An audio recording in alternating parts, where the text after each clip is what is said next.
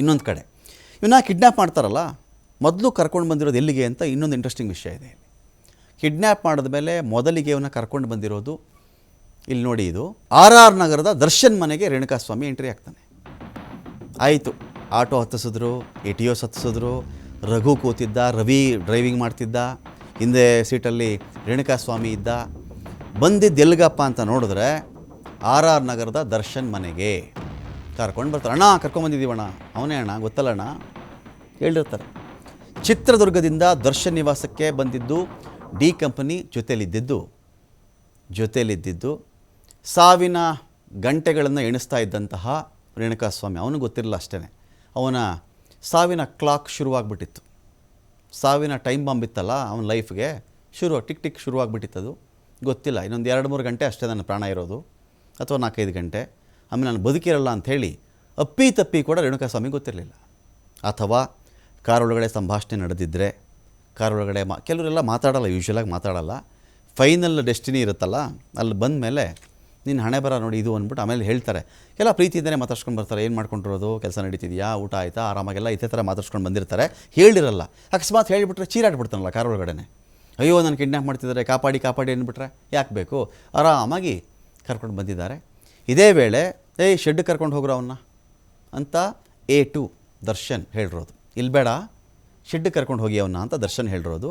ನಾನು ಪವಿತ್ರ ಶೆಡ್ಗೆ ಬರ್ತೀವಿ ಅಂತ ಆರೋಪಿ ದರ್ಶನ್ ಹೇಳಿದ್ನಂತೆ. ಬಳಿಕ ಪಟ್ಟಣಗೆರೆ ಶೆಡ್ಗೆ ರೇಣುಕಾಸ್ವಾಮಿಯನ್ನು ಕರೆದೊಯ್ದಿದೆ ಡಿ ಕಂಪನಿ.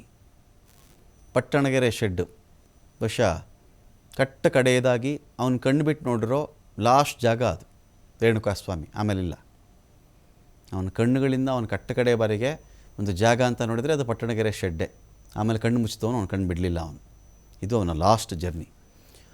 ಇನ್ನೊಂದು ಕಡೆ ಇದೇ ರೇಣುಕಾಸ್ವಾಮಿ ಕೊಲೆ ಕೇಸ್ ವಿಚಾರಕ್ಕೆ ಸಂಬಂಧಪಟ್ಟಂತೆ ಆರೋಪಿಗಳ ಹೇಳಿಕೆ ಒಂದು ಕಡೆ ದಾಖಲಾಗಿದೆ. ಆರೋಪಿ ದರ್ಶನ್, ಪವಿತ್ರ ಗೌಡ ಸೇರಿ ಎಲ್ಲರ ಹೇಳಿಕೆಯನ್ನು ಕೂಡ ಖಾಕಿ ದಾಖಲಿಸಿದೆ.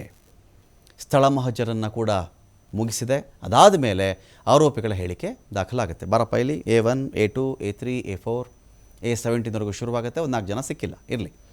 ಪೊಲೀಸರ ಬಳಿಯಲ್ಲಿ ಕೆಲ ಮಾಹಿತಿಯನ್ನು ಬಿಚ್ಚಿಟ್ಟಿದ್ದಾರೆ. ಇದು ಬಹಳ ಇಂಪಾರ್ಟೆಂಟು. ಯಾಕೆ ಅಂತ ಹೇಳ್ತಿದ್ದೀವಿ ಅಂತ ಹೇಳಿದ್ರೆ, ನೋಡಿ, ಎಲ್ಲರನ್ನೂ ಗುಂಪು ಸೇರಿಸಿ ನಿನ್ನ ಮಾತಾಡೋ ಅಂದರೆ ಅಲ್ಲೆಲ್ಲ ಕೆಲವು ಸಿಗ್ನಲ್ಗಳು ಹೋಗ್ಬಿಡ್ತವೆ. ಅದು ಹೇಳಿಬಿಡ, ಇದು ಹೇಳಿಬಿಡ, ಅದು ಹಾಗೆ ಇದು ಹಾಗೆ ಅಂತ. ಅವ ಬಂದಿರ್ತಾನೆ, ನಿನಗೆ ಯಾಕೆ ಬೇಕಪ್ಪ ಅಂತ ಕೇಳಿದಾಗ ಅವನು ಕೆಲವು ನಿಜ ಎಲ್ಲ ಹೇಳಿಬಿಡ್ತಾನೆ. ಇನ್ನೊಬ್ಬ ಇನ್ನೂ ಸ್ವಲ್ಪ ಬಾಡಿನ ತಾಕತ್ತಿರುತ್ತಲ್ಲ, ತಾಕತ್ತಿದ್ದಾಗ ಅವನು ಹೇಳ್ತಾನೆ, ಇಲ್ಲ ಸರ್ ಆ ಥರದ್ದೇನೂ ಆಗಿಲ್ಲ, ಸುಮ್ಮನೆ ಹೇಳ್ತಾ ಇರೋದು ನಮ್ಮ ಬಾಸ್ ಮೇಲೆ, ಹೇಳಿರಬಹುದು, ಹೇಳು ಅಂತ ಹೇಳ್ತಾರೆ. ಎಲ್ಲರೂ ಒಪ್ಕೊಂಡಿದ್ದಾರೆ, ನಿಂದೇನೋ ಎಲ್ಲರೂ ಒಪ್ಕೊಂಡಾಯಿತು. ನೀನೊಬ್ಬ ಯಾಕೋ ಹಿಂಗೆ ಮಾತಾಡ್ತಿದ್ಯಾ, ಪ್ರೂಫ್ ಇದೆ ಕಣೋ ಇದಕ್ಕೆ, ಸುಮ್ಮನೆ ಸುಳ್ಳು ಹೇಳಿ ಪನಿಷ್ಮೆಂಟ್ ಜಾಸ್ತಿ ತೊಗೋಬೇಡ. ಏನೋ ಮಾಡ್ತೀಯ ಕೆಲಸ ನೀನು? ಸರ್ ಕೇಬಲ್ ಸುತ್ತಾ ಇದ್ದೀನಿ ಸರ್, ಕೇಬಲ್ ಆಪ್ರೇಟರ್, ನಾನು ಕೇಬಲ್ ಅಂಗಡಿಲಿ ಕೆಲಸ ಮಾಡ್ತೀನಿ. ಮತ್ತು ಏನು ಲೈಫ್ ನಿಂದು ಹಂಗಾದರೆ ಬೇಕಾ ನಿನಗಿದು? ನೀನು ಸಾಯಿಸ್ತೇನೋ ಅವನ್ನ?